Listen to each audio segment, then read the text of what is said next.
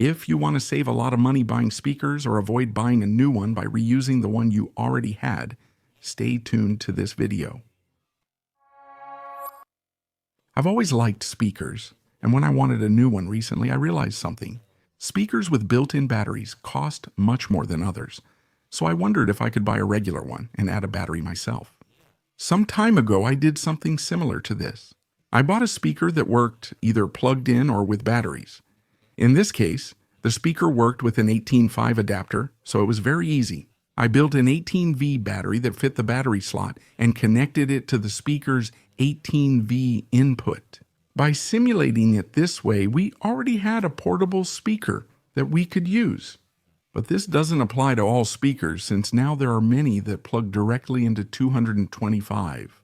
So, if we make a 225 battery, it's impossible. What if we take a 12.5 battery and increase its voltage to 225? Using an inverter for the speaker would work, but it would be so inefficient the battery wouldn't last.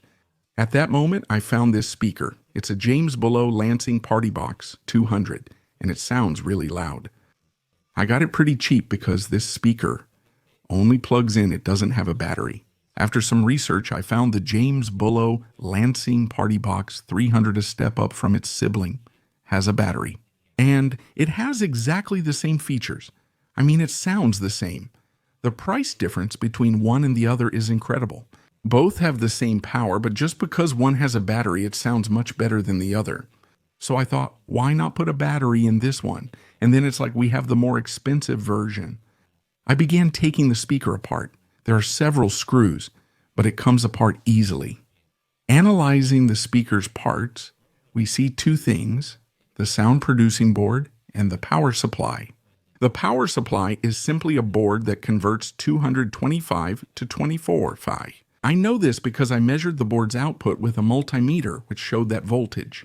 Once we know this voltage, we have to make our battery. We have two options here: make it ourselves like I did before, or buy it already made. Making it can be a bit complicated, so maybe if we don't know much, it's better to just buy it ready-made.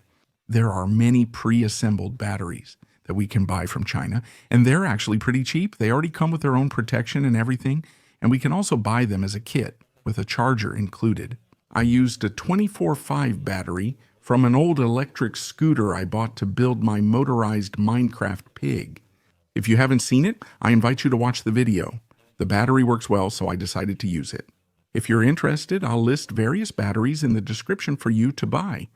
My battery has 4 wires, 2 for discharge and 2 for charging.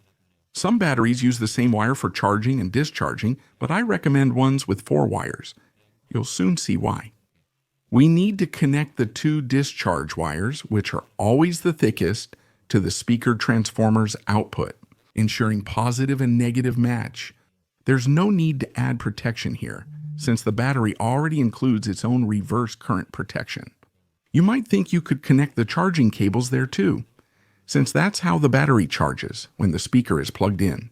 But that's not true, since the battery charges at around 29.5, not 24.5. You have 2 options. Use a voltage booster to convert 24.5 to 29.5, or just use a battery charger. That's what I did. It was also the charger for the electric lawnmower battery. I cut off the charging plug and spliced it to the battery's charging cables, matching the polarity. Here, yes, what I did was on the positive cable. I put in a diode, an electronic component that only lets current flow one way. Suppose it passes but can't return. Leaving the correct charger connected creates a parasitic drain, causing minor power use that can drain your battery. And with the diode, we avoid that. We connect the charger's 225 plug to the speaker's 225 input.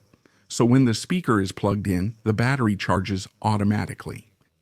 You could add a switch to switch from battery to power supply, but I don't think that's very practical. To finish, we just need to put the battery inside the speaker, where there's plenty of space for it. This speaker uses the same chassis as the more powerful model with a battery, so I placed it in the same spot as that model. At least this speaker is fully sealed. There's no ventilation in the electronics section since it barely produces heat. But if you're worried, you can add a small fan or drill a few holes. I've used it this way for months without temperature issues. The battery also stays cool since it's not heavily strained. And the charger doesn't get hot when charging the battery since it's a low amperage charger, and any cheap charger is like that. Otherwise, you'd see how the charger has a small fan like this one, which is from another huge battery I have. As for the battery life, honestly, I've never used it until it ran out, and I've used it for more than 3-4 hours straight. Although I put in a battery that has the same capacity as the one that comes with its most powerful model. And its most powerful model. It claims to last 12 hours, but I haven't checked and doubt it lasts that long. And that's how I turned my cheap speaker into a much more expensive speaker that I can now use plugged in or wirelessly. It really is. This is an easy modification. If you're hesitant to put the battery inside, just attach it outside with wires to the speaker. It might not look as good, but thanks for watching. See you in the next video. Bye.